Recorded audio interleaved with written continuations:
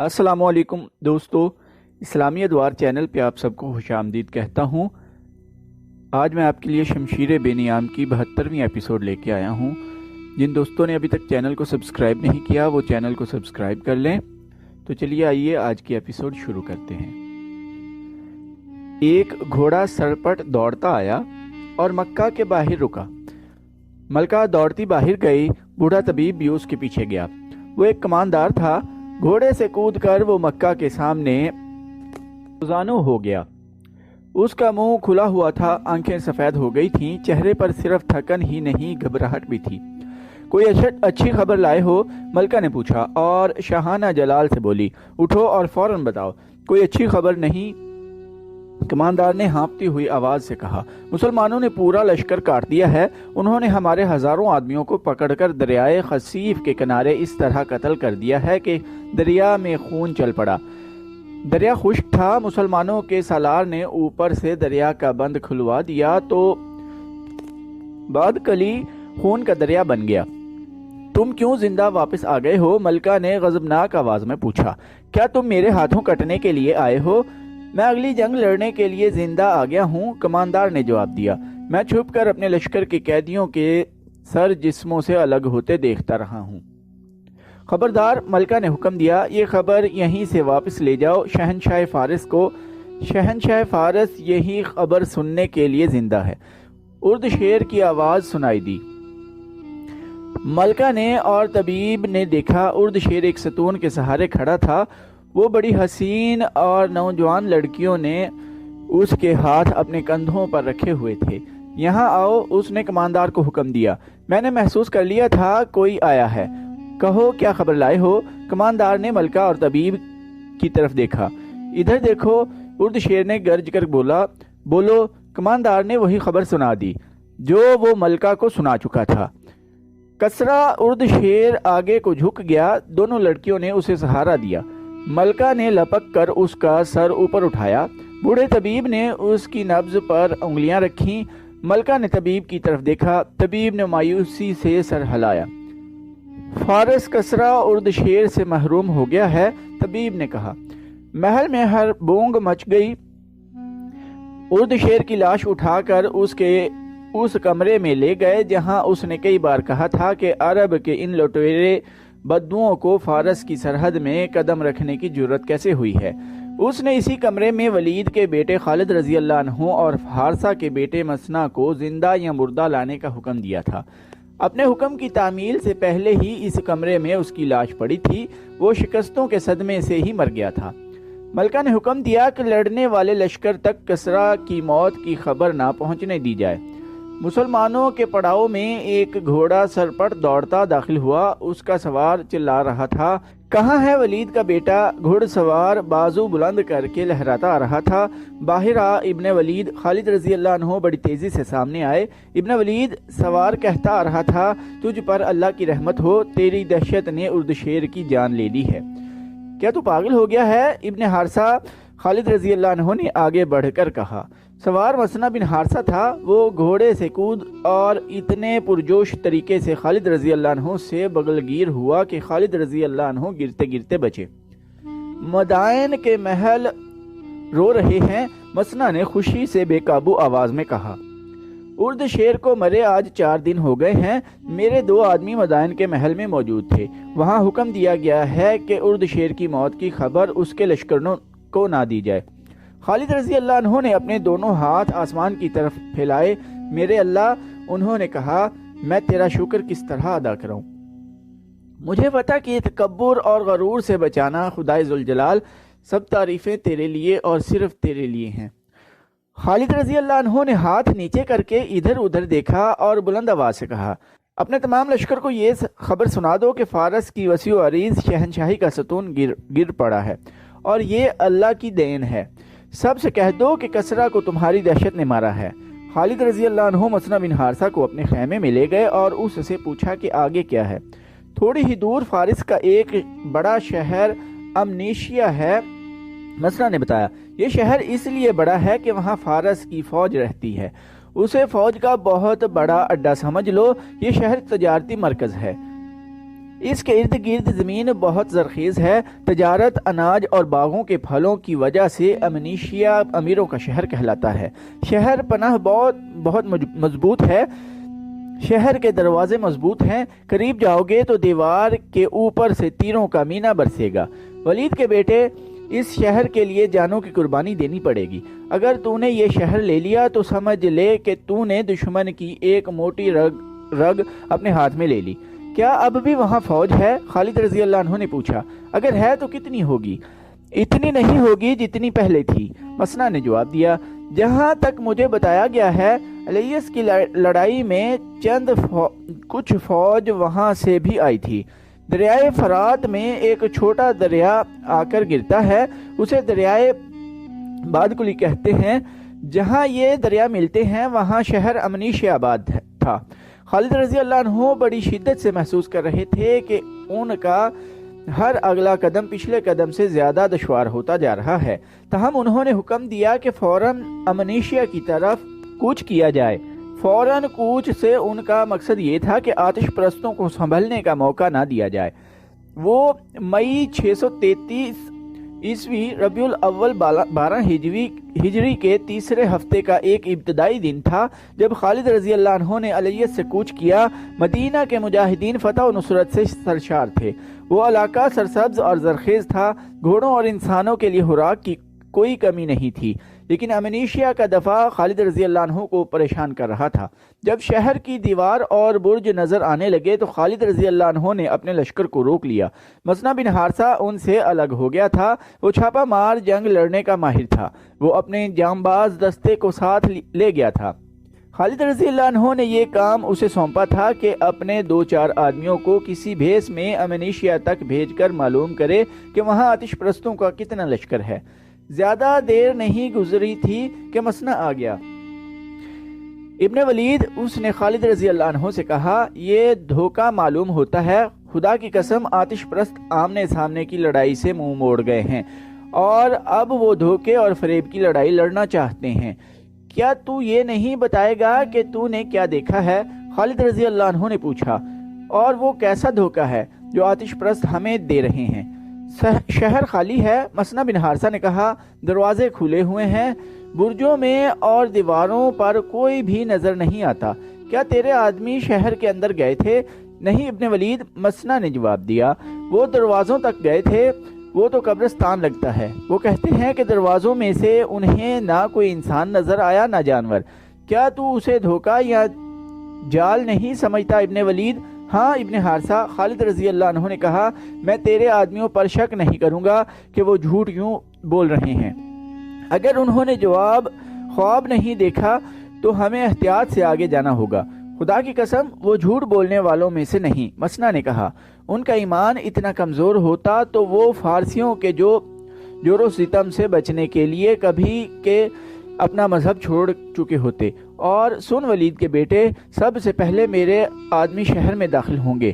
اگر یہ دھوکہ ہے، پھندا ہے، جال ہے، پہلے اس میں میرے آدمی جائیں گے تاکہ تیرا لشکر محفوظ رہے۔ خالد رضی اللہ عنہ نے اپنے سالاروں کو بلایا اور انہیں بتایا کہ امنیشیا خالی پڑا ہے اور یہ دھوکہ ہوگا۔ دھوکہ یہی ہوگا کہ ہم اپنے لشکر کو شہر میں لے جائیں گے۔ خالد رضی اللہ عنہ نے کہا، وہاں کوئی نہیں ہوگا، اچانک دروازے بند ہو جائیں گے اور ہم محاصرے میں یا پھندے میں آ جائیں گے۔ ہم فوراً شہر پر حلہ بول رہے ہیں۔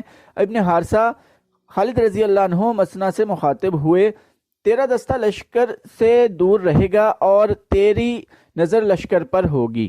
اگر دشمن کہیں سے نکل آیا تو اس پر تیرا دستہ اپنے انداز سے حملہ کرے گا اور چھاپا مار قسم کے حملے کرتا رہے گا۔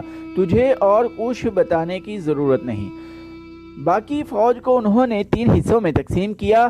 پہلے کی طرح دائیں اور بائیں سالار عاصم بن عمرو اور سالار عدی بن حاتم کو رکھا، لیکن اب ان کے کام مختلف تھے۔ دروازے کھلے ہونے کی صورت میں خالد رضی اللہ عنہ کو شہر کے اندر جانا تھا۔ عاصم بن عمرو کو ان کے پیچھے رہنا تھا تاکہ بوقت ضرورت خالد رضی اللہ عنہ کی مدد کو پہنچ سکے۔ عدی بن حاتم کو اپنے دستے قلعے کے ارد گرد پھیلا دینے تھے۔ تمام تر ہدایات اور احکام دے کر خالد رضی اللہ عنہ نے پیش قدمی کا حکم دے دیا۔ लश्कर के तीनों हिस्से शहर के करीब जाकर एक दूसरे से अलग हो गए। आगे मसना बिन हारसा के जांबाज सवार शहर के बाहर के इलाके में घूम फिर रहे थे। करीब एक जंगल था, कुछ इलाका चट्टानी था। मसना ने अपने छापा मार दस्ते को टोलियों में तकसीम कर दिया था। इन टोलियों ने हर वो इलाका देख लिया था जहां दुश्मन के छुपने का इम्कान था, लेकिन दुश्मन का कहीं नामो निशान नहीं मिला था। फिर ये टोलियां दूर दूर तक गश्त कर रही थीं। लश्कर के तीनों हिस्से शहर की दीवार के करीब पहुंच गए तो सालार अदी बिन हातिम ने अपने दस्तों को शहर के इर्द गिर्द फैला दिया। खालिद रजी अल्लाह अन्हु ने बड़े दरवाजे में जाकर बुलंद आवाज से ऐलान कराए कि शहर के लोग घरों से बाहर आ जाएं। अगर लोग बाहर न आए तो शहर का कोई मकान खड़ा नहीं रहने दिया जाएगा। आतिश परस्तों, जिंदा रहना है तो बाहर आ जाओ। अपने सालारों से कहो बुज़दिल ना बने। इस तरह के ऐलान होते रहे मगर दरवाजे के अंदर सकूत तारी रहा। खालिद रजी अल्लाह अन्हु ने नयाम से तलवार निकाली, बुलंद आवाज से कहा, मेरे पीछे आओ, और उन्होंने घोड़े को ईड़ लगा दी। फौज के जो दस्ते उनके साथ थे वो उनके पीछे शहर के दरवाजे में यूं दाखिल हुए जैसे किसी नहर या दरिया का बंद टूट जाता है। सबसे आगे सवार दस्ते थे। अंदर जाकर घोड़े फैल गए। खालिद रजी अल्लाह अन्हु ने हुक्म दिया कि घर घर की तलाशी ली जाए।